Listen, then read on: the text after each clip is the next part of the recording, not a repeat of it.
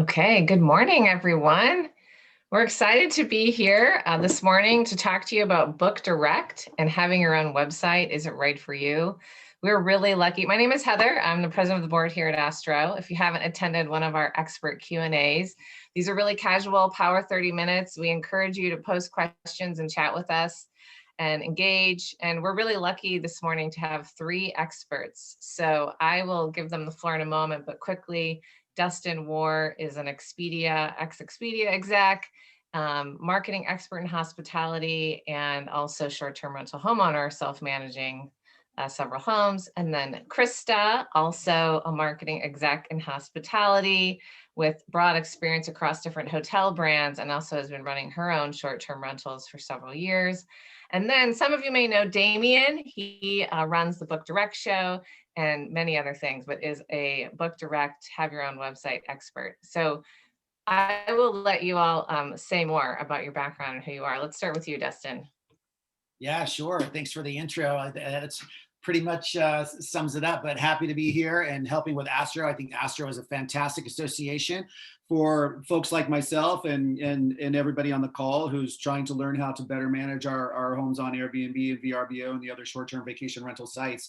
Worked with Heather closely at Red Awning. As many of you probably know, Red Awning, they provide technology for short-term vacation rental owners to get their properties on more platforms. And happy to be here and participating on this panel today. Thanks. Okay, Krista, let's go to you. Good morning, everyone. I'm so excited to be here. I absolutely love working with Heather and the Astro team. And this is such a cool topic that we're going to talk about today, because I think there's going to be rich discussion from both sides of the coin. As Heather mentioned, I'm a 28-year veteran in hospitality, focusing in revenue management. So pricing, distribution, a lot of sales and marketing in that as well. And I also have two rentals that I do, hopefully three in just a few more months. So I'm in that stage of growth too. So I have some really interesting perspectives that hopefully help you all on the call today. So it's great to be here. Damien. Thank you, Heather, and thank you, Astro. Yeah, it's a pleasure to be here. Like the guys have said, you guys are doing an amazing job with education for those of us who are out there who own 1, 2, 5+ properties. My name is Damien Sheridan. I am an SEO, so I work in search engine optimization for vacation rentals, short-term rental property management companies. And over the last couple of years, I have founded the Book Direct show, which is an event completely dedicated to direct booking strategies for short-term rental managers and owners. And more recently, the Book Direct Network, which is a free platform all about education and Book Direct strategies. So it's probably no surprise to know which side of the fence I'm on. I'm very much all about the direct booking strategies, those including having a website, but I'm looking forward to discussing it and seeing if I can win round a couple of owners. Very good. Well, just one quick housekeeping thing. Again, please chat your questions at any time. Raise your hand, just engage with us. And then as we go through this session, this is kind of a prequel to a larger class that we have on this topic next week. So if you haven't joined as a member, it's free to join, free to take this kind of 1-week power course that we're offering next week to dive deeper. But with that, I will hand it over to Damien to ask the tough questions. So as you know, I work with, well, not just property managers, but with a lot of contributors to both the show and to our network about the very many ways of actionable things that we can all do to help our vacation rental, short-term rental properties get more bookings and essentially not have to rely on these 3 or 4 major OTAs. So my first question to the guys is, do you have a website? And if not, perhaps why not? Why hasn't it been a priority for you? So Krista, what are your... So I have a website that I started because I like to be a little geeky. I like to actually spin up websites. So I started one. I actually started a little bit of branding with it, noodling over that. But why I don't have it live and why I haven't finished it is really because of time. Right now, both of my rentals are fully booked. I think it's important for everyone listening in to know that I actually don't do many short term. I do mostly 30 plus. So it's a very different dynamic that I'm happy to speak to if anyone has more questions about that. But really, it just comes down to time. I work on, multiple kind of side hustles, if you will, and just spinning up my own website and managing that on top of the channels that I'm working with. I haven't made it a priority. Okay. And that's just like the tip of the iceberg. There's a few other reasons. It's a very valid reason, and it's one I will always accept. We a lot of us, we have our jobs, we have our families, we've got careers, we've got things to fill our 24 hours. So as well as sleep. So I get that. Dustin, what about yourself? Yeah, sure. And it's a great question. So for those that are listening, we obviously have had a number of prep calls in the last couple of months for this. And so Krista and I have said that we don't have a website. I don't have a website. And Damien's done a great job of convincing probably both of us that we should. The reason that I don't have one to this point is we've been doing, my wife and I have a little property management company where we have a combination of properties that we own, properties that we rent, and then properties that we manage for other people. And the combination of those three we put on Airbnb, VRBO, and Booking.com. And we've been doing it for quite some time. And perhaps because my wife and I both have, a pretty strong backgrounds in the hospitality industry, we kind of think we know what we're doing. We keep the homes that we have on the distribution sites. We keep them pretty full. We have really high occupancy rates, and we usually beat the market in rate. So in our minds, we've thought, well, we don't need that to go to that, that extra step of having a website when we think we're doing a pretty good job on those websites that pretty much have pretty low commissions and marketing fees as it is. That being said, Damien has done a great job of convincing us that there are a bunch of reasons why we should have our homes on a website, primarily, and I don't mean to steal your thunder, Damien, you'll probably talk about this, but primarily for perhaps repeat bookings, and getting those people to come to us direct the second time they come to the markets where we have homes. And then I think the second reason that I think it might be really important is, heaven forbid something happens to one of those distribution channels that I'm using and I lose that income. I don't want to start from scratch with other ways of generating income. For example, if Airbnb decides they're going to raise their fees to something astronomical, I'm kind of stuck with them at that point if I haven't done anything to sort of mitigate that. So that's why I haven't had one so far, though. That's a great segue into a question, the last question I was going to ask you both, which you had no idea all about, which I'll ask you now. Some of our viewers and us may see on Facebook groups for vacation rental owners that what does happen from time to time is that listings do get delisted. Essentially, they're gone overnight, blocked. And quite often you will not find out why that has happened. Your guest may have reported you, something has happened, and you might not ever find out the reason as to why that is. Krista, have you thought much about that in terms of the potential of that happening and what could happen overnight? And let me tell you, this comes from someone I know who this happened to. They had, when they woke up in the morning, a succession of emails saying, "Hey, what's going on, buddy? My bookings have been cancelled." He owed something like $30,000 worth in bookings because his listings were delisted overnight. So this is always a thought of mine. The OTAs do an amazing job, and they basically get millions of eyeballs on us. They throw bookings into our laps, but what happens when it is swept from under us? Sure.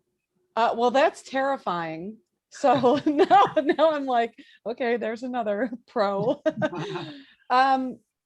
So this actually, not that same thing happened, but a similar situation happened where I'm constantly looking at my Airbnb on rent, or my rental on Airbnb versus my competition. What's going on? What's happening with pricing? Because I don't pay for other services, I kind of hacked that myself. And I found that my listing wasn't showing up on the map. Now, this has happened to me before. So, I'm like a dog with a bone, and I'm going to figure out why. And even when I would zoom in, it wouldn't show. So I hounded Airbnb support, and and there wasn't any reason. It wasn't like, 10 properties overlap, so they have to prioritize and lower prices or anything like that. Really, what it came down to when I pinned them down was I had my 4-bedroom home listed for up to 8 people, but I typically get 2 people. Maybe every now and then I'll get 4 adults. It's really interesting. Most people want that for the space and the 2 offices that I offer in it. So they said, well, your listing is more suited for 8 people. So if 2 people are searching, it won't show up because there's other more suitable properties. And so when I adjusted it down to 6, I showed back up again. So it is terrifying. And it is, I never thought of what if it gets wiped out? I literally never thought of that. So this is a new concept for me. The only thing that I would do is start hounding. But in hearing it, it's kind of, I want to piggyback on what Dustin said too, is, what's your plan proactively to handle these things that maybe we're not thinking of, whether it's Airbnb raises their commissions out of nowhere, whether it's you're delisted, it's, get that website out there now, even if you're not paying for the PMS platform. And I know we're going to talk about that, and start building your SEO just in other ways that you can do it. So yeah, more to think about from you again, Damien. Look, these are not common occurrences, I have to say. It's just a hypothetical situation that, for me, I think everyone should be aware of at least. What if? And I think for any business, what if is a really important question to ask yourself, and how we can diversify our channel management, our distribution of our business, and get more streams of revenue. Well, Ian, I would, if you don't mind, that is kind of an extreme example, like your property is being delisted, but something that's perhaps less dramatic but still equally catastrophic is getting deprioritized, being dropped in the sort order, which does happen all the time. That's not a dramatic, like that happens all the time. So if you're used to being, I remember when I was at Expedia, the metric was something like 90% of the business that hotels got, or 90% of Expedia's business went to hotels that were on page 1. Yes. So you really want to be as high as you can be in the sort order.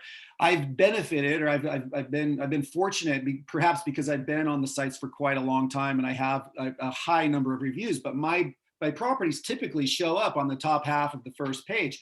And there have been many times where all of a sudden it seems like, gosh, it seems like we're getting a lot from VRBO right now, but not Airbnb. Why is that? And we go look, and for some reason, perhaps they've changed the algorithm or something, and all of a sudden we're on page 13. That can be equally catastrophic to being delisted, right? You're not going to get bookings if you're on page 13. So, it's important to stay on top of this. And if things like that happen, and I had my own website, I'd still, it'd still hurt to lose those bookings, but perhaps not quite as bad because I had diversified my distribution.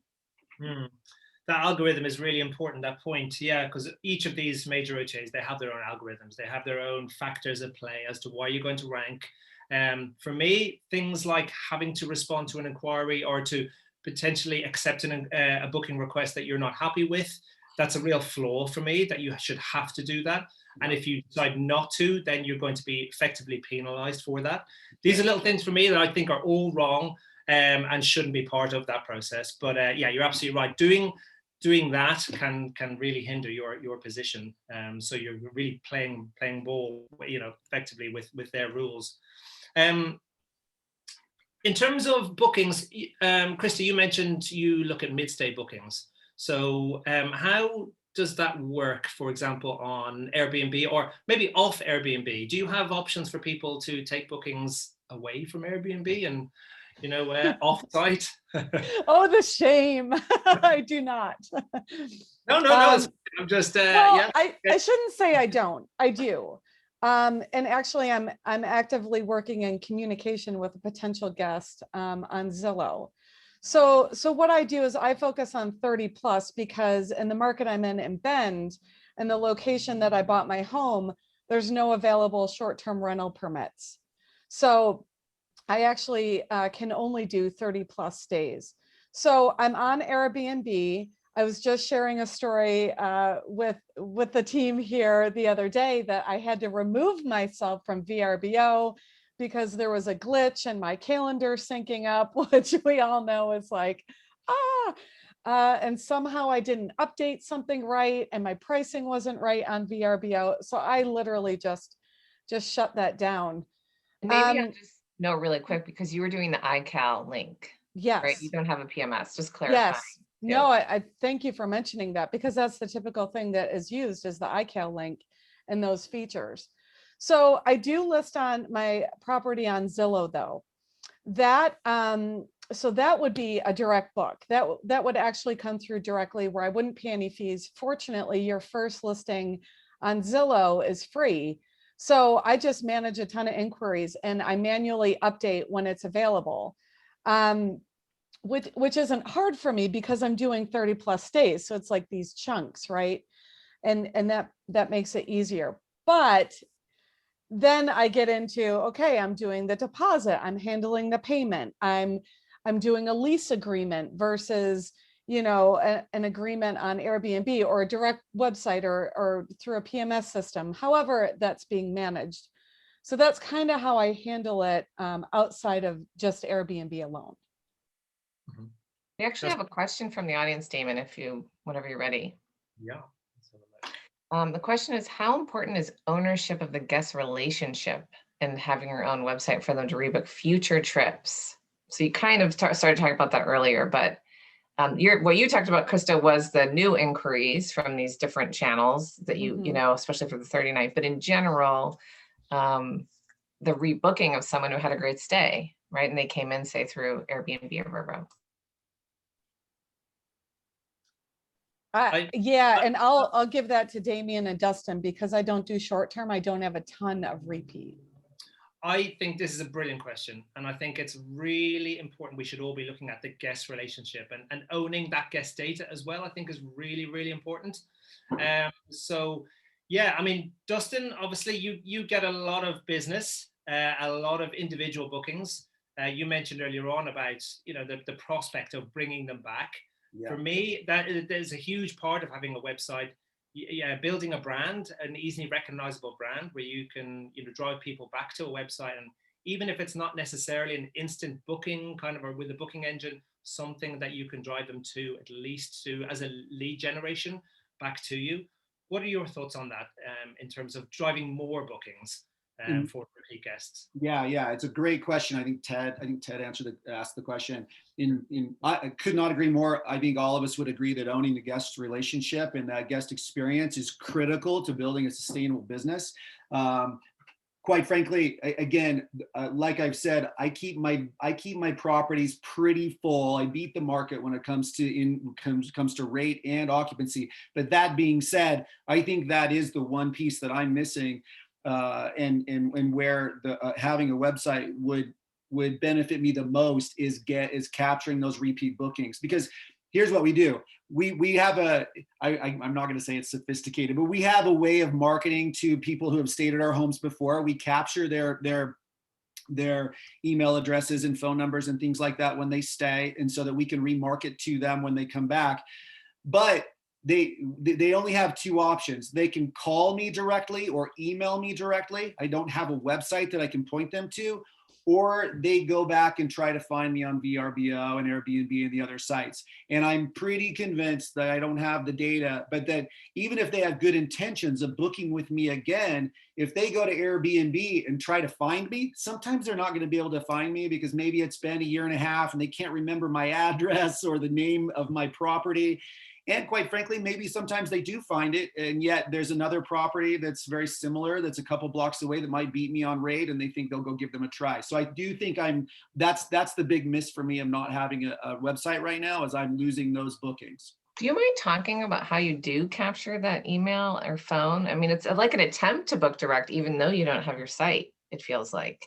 Yeah, for sure. And we do get a lot of bookings that way, people that will email or reach out via phone. So once an original booking occurs, then we have access to their contact information, right? In many cases. And we try to capture it, not before they arrive, like saying, hey, if you have any questions, here's our phone number. What's your phone number in case you need anything? And then obviously once they get to the property as well, we try to capture their contact information at that point. So we don't get all of it all the time, but and you can kind of tell if it's somebody that's coming in from, so most of my properties in the Salt Lake City and Utah area. You can tell if somebody's coming in for a wedding and they've never been here before. That's probably not somebody that we're going to spend a lot of time trying to capture. But if it's somebody who says, "Hey, we love skiing in Utah. We come every year," if it's not just one-off events that they're here for, conventions, people that are coming to conventions. We do a lot of convention business, or at least we used to pre-COVID. We definitely work really hard to capture their information so that we can capture their bookings next time around. Does that answer your question, Heather? Yeah, thanks. Yeah, I think guest data for me is one of the biggest drawbacks of using the OTAs, in that the restrictive element in terms of liaising with your guest, not having their email address, having links blocked when you communicate with them through the third-party platform.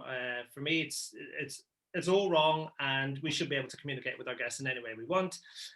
But following on with to Ted's question, I think something that's really important is the visual aspect. And with your own website, you've got full customization of that. You can put on your amazing photographs on there. You can put on video, 3D tours, etc. And it's not just your previous guests. Word of mouth is one of the best ways of spreading, amazing positivity about your property. And I've had a ton of business from friends of friends, family of friends, etc. And all it took was for them to pass on that website address onto their friends and families. And also, leaving a card in your property just with the website address on there, just a nice little tagline underneath. That works wonders too. So just really, really simple little tips that I always use. I'm going to actually jump in, Heather, if this is all right. I'm going to go slightly off topic here. Yes. I was speaking with a software company today, one that you actually know very well, Heather. I know this, but they were talking about the difference in direct bookings taken through with all of their clients, the difference between the US and Europe over the last 12 months, and it's absolutely fascinating. And I just thought I'd throw it in here just so people could listen in. In Europe, bookings have gone up from, and this is with this software provider, from 15 to 30% of all bookings generated, which is pretty big. In the US, they've marginally gone up from 5 to 8%. So the proportion of direct bookings, US versus Europe, is marked. It's very, very different. So come on, our American cousins, you need to improve here. We need to get you on board. So yeah, I just thought it was really interesting, one that a lot of people could. And I'd love to piggyback on that, because that's a really important point. The customer in Europe too then is also driving. They want to book direct. And that's something that we need to talk about here. And I know we're going to really get into it in the course next week, is the guest preference and the trend.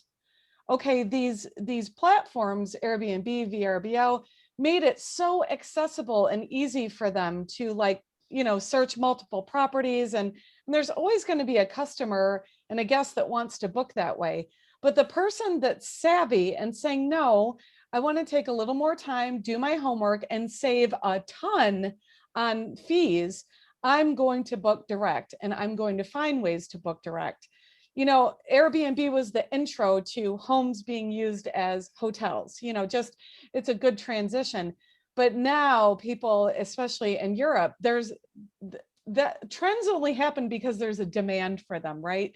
So when I hear that, I'm like, okay, you really need to look at this again. Here's another data point to say, maybe I have some European customers then that might want to, that are looking to book direct, they're looking to be savvy.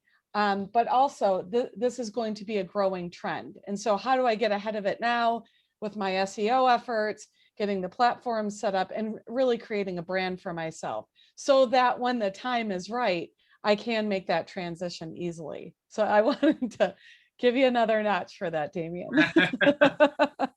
Little by little, we'll really. Little by little.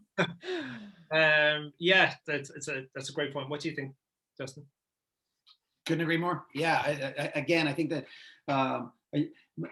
going back to what Chrissy said earlier, I think the reason that she and I both haven't done it, we both see the wisdom in doing it. We just feel like perhaps we haven't had time. For me, it's the idea of building a website. I know Krista, she likes building websites, and but for me, I haven't spent, I don't have a lot of experience with that. So I'm just not really sure where to start with it. And it seems a little daunting. If it didn't seem so daunting, I would have had one years ago.